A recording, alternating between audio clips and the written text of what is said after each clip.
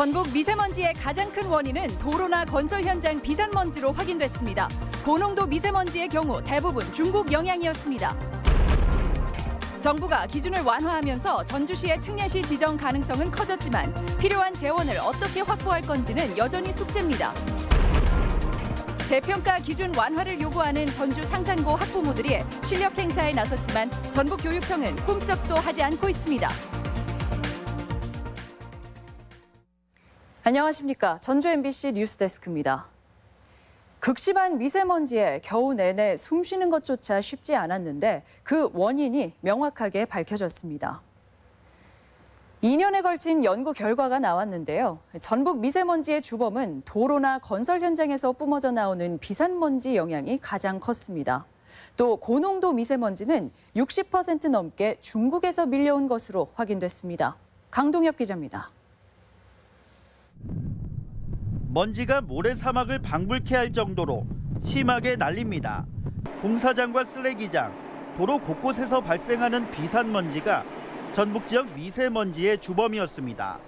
비산먼지는 도내 발생 미세먼지의 3분의 1을 차지했고 농자재 소각 등으로 발생하는 생물성 연소가 다음으로 많았습니다.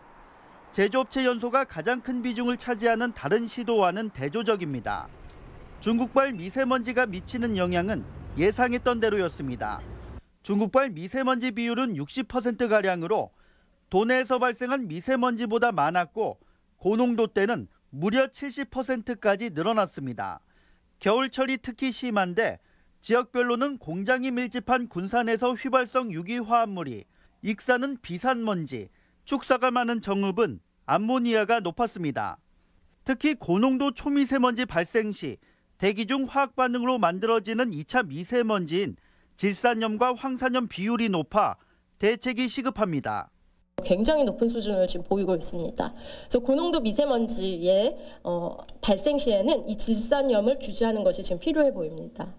전라북도는 정부의 대책 마련을 촉구하고 자체 대응책도 강화한다는 계획입니다. 비산먼지 같은 부분에 대해서는 지역에서 주로 발생하는 거니까 찰수차나 진공청소차 이런 부분들을 가동을 많이 시키고, 하지만 3억 원 가까이 든 용역비를 감안할 때 결과는 기대치를 밑돌았습니다. 충남 화력발전소의 영향은 자료가 없다는 이유로 용역에서 빠졌으며 전주와 익산을 제외한 12개 시군은 현장 조사도 없이 국가 데이터를 가져다 쓴 결과입니다. 또 2차 미세먼지를 만드는 물질에 대한 정확한 규명이 이루어지지 않은 점도 과제로 남았습니다. MBC 뉴스 강동엽입니다. 전라북도는 대기 불안정으로 천둥, 번개를 동반한 비가 내리고 바람도 강하게 불면서 쌀쌀했습니다. 기상청은 주말인 내일도 서해안을 중심으로 초속 10m 이상의 돌풍이 불겠고 아침 기온도 영하권으로 떨어져 추울 것으로 내다봤으며 현재 서해상에는 풍랑주의보가 내려져 있습니다. 한편 전주의 한 공사 현장에선 담장이 무너지는 등 강풍 피해가 발생하기도 해 시설물 관리에 유의가 요구됩니다. 100만 도시를 의미하는 특례시 지정을 놓고 전주시의 분위기가 나쁘지 않습니다. 정부가 최근 인구 기준을 완화하면서 여유가 생긴 건데요. 하지만 전주 시민들이나 도민들에게 도움이 되려면 여전히 넘어야 할 산이 많아 보입니다. 조수영 기자입니다. 민주당 도당은 전주의 특례시 지정을 촉구하는 기자회견을 열었습니다. 광역시 없는 지역의 중추도시인 전주가 최우선이 되어야 한다고 강력히 주장합니다. 문재인 정부는 인구 100만 명이 넘는 지방 거점 도시를 특례시로 지정해 균형 발전을 추진하겠다고 밝혀왔습니다. 전주는 전북 지역의 중추 도시지만 인구가 부족해 주목을 받지 못했습니다. 그런데 어제 당정청 회의를 거치면서 분위기가 확 바뀌었습니다. 정부가 인구 조건 이외에 지역적 특성과 균형 발전을 감안하겠다고 입장을 바꾼 겁니다. 하지만 넘어야 할 산은 많습니다. 결정된 사항들이 실제 국회에서 표류되거나 안 되는 일들이 너무나 많기 때문에 이게 겨우 이제 우리가 좀 한 단계 약간 지금 올라온 거고. 정부가 특례시의 권한을 늘리겠다고 말하면서도 꼭 필요한 재정 지원은 할 수 없다고 버티고 있기 때문입니다. 열악한 재정 상황에 전주시가 특례시로 지정되더라도 실제로는 아무 일도 하지 못할 수 있다는 의미입니다. 오히려 도비에 대한 의존도가 높아져 도내 다른 시군들의 불편만 줄 수 있다는 우려도 있기 때문입니다. 허울뿐인 특례시가 되지 않도록 정부 지원의 근거를 마련하는 것이 앞으로 전주시가 풀어야 할 숙제가 되고 있습니다. MBC 뉴스 조수영입니다. 재평가 기준 완화를 요구하며 1인 시위를 벌여온 전주 상산고 학부모들이 이번에는 집단 행동에 나섰습니다. 하지만 전북교육청은 원칙대로 처리하겠다며 기존 입장을 고수했습니다. 송인호 기자입니다. 전주 상산고 학부모와 동창회 등 500여 명이 도교육청사 앞에서 교육감 면담을 요구하며 시위를 벌였습니다. 주장하는 쟁점은 크게 두 가지입니다. 전북교육청만 다른 지역보다 10점이 더 높은 80점을 기준점으로 하는 것은 형평성에 어긋난다는 것입니다. 또 지난해까지 자율에 맡겼던 사회적 배려 대상 선발 비율을 평가에서는 갑자기 10%를 기준으로 보겠다는 점입니다. 기존 공문들과는 달리 갑자기 평가 기준을 바꾼 것은 법령 위반이며 이렇게 되면 3.2점이 자동 감점돼 상산고를 폐지시키려는 의도적 기준이라는 것입니다. 저희는 공정한 평가를 원합니다. 특혜를 바라는 게 아니고 타 시도와 똑같은 기준으로 똑같은 점수로 평가받기를 원합니다. 도교육청은 80점은 일반고도 넘는 점수라며 오히려 점수를 높여야 한다는 입장입니다.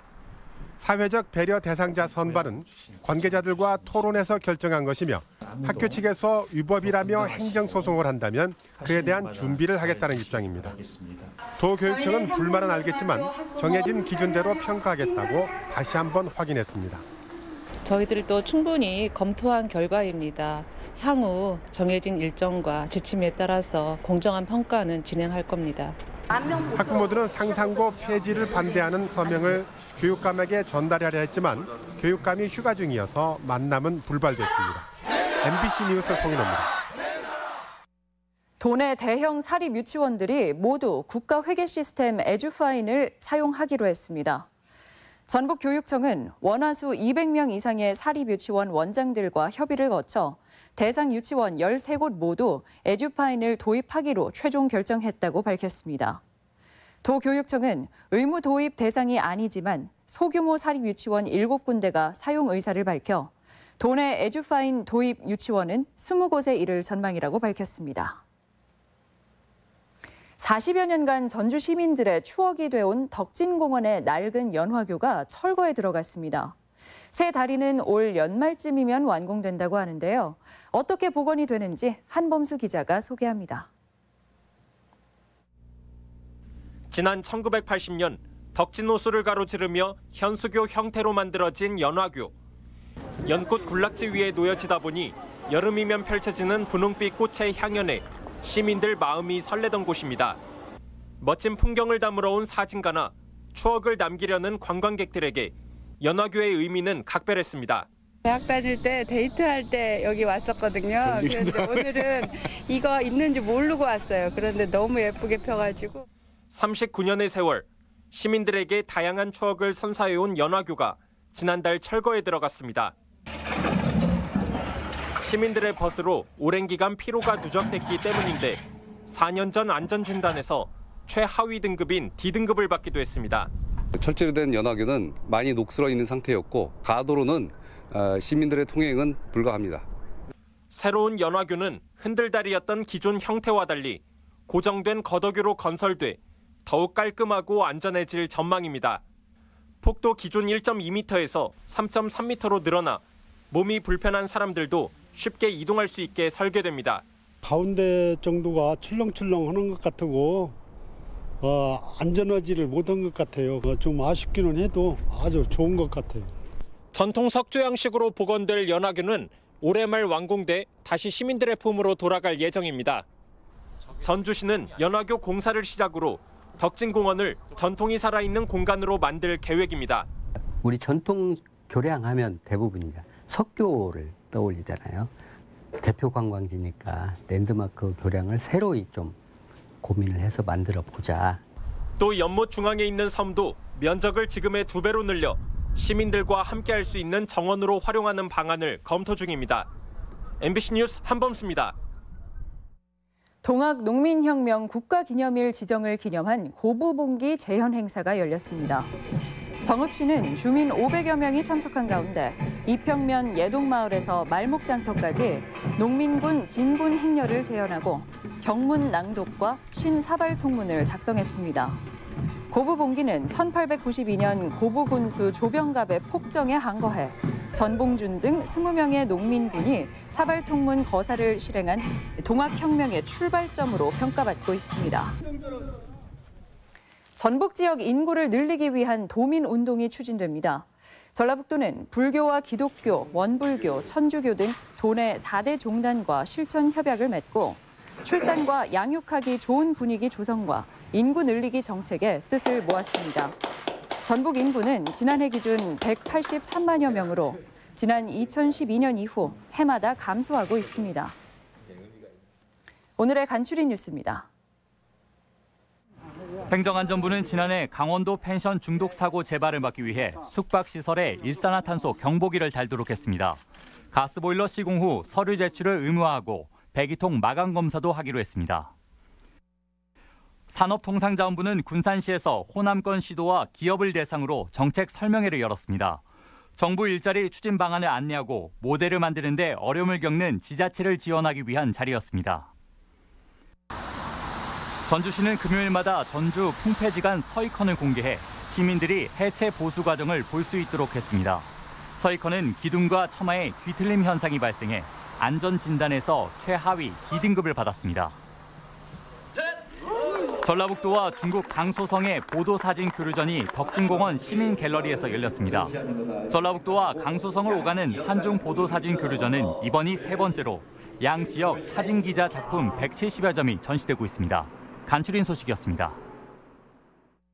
도내에서 공공공사 발주가 거의 이뤄지지 않고 있습니다. 전북 조달청에 따르면 올 들어 지금까지 도내에서 발주된 공공공사는 25건에 734억 원으로 전국 대비 2.49%에 머물러 도 단위 지자체 가운데 제주를 제외하면 가장 낮습니다.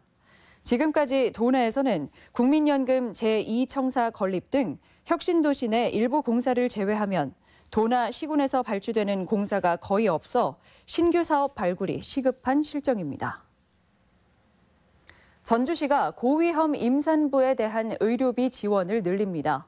전주시 보건소는 진료비 부담이 큰 고위험 임산부를 위해 의료비 지원 대상을 조기 진통과 분만전 출혈 등 11대 질환으로 확대한다고 밝혔습니다.